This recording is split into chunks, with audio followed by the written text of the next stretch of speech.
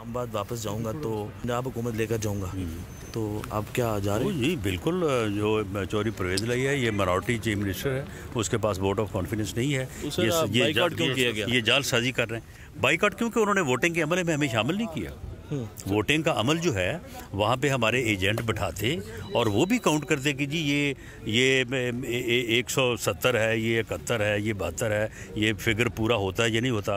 اب وہاں پہ تو ان کا وہ کھڑا ہے عنایت لک، جو ان کے کہنے کے اوپر ہر کام کرنے کو، غلط کام کرنے کو تیار ہے. اب وہ یہ کہے کہ جی یہ تو 192 لوگ تھے.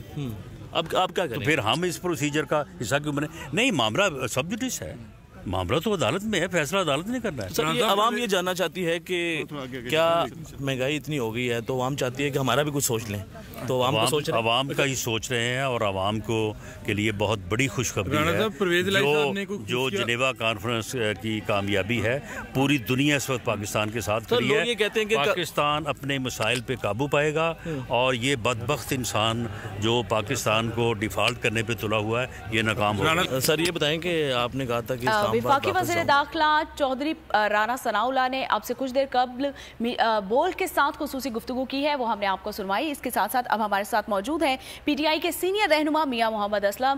سر بہت شکریہ آپ کے وقت کا. یہ کہیے گا کہ آج ایک دفعہ پھر پنجاب اسمبلی میں پی ٹی آئی نے واضح اکثریت حاصل کر دی ہے اور اعتماد کا ووٹ حاصل کرنے میں چودھری پرویز الہی جو ہے وہ کامیاب رہے ہیں. آپ اس فتح کو کس طرح سے دیکھتے ہیں؟ بہت شکریہ جی. آپ اس کانفرنس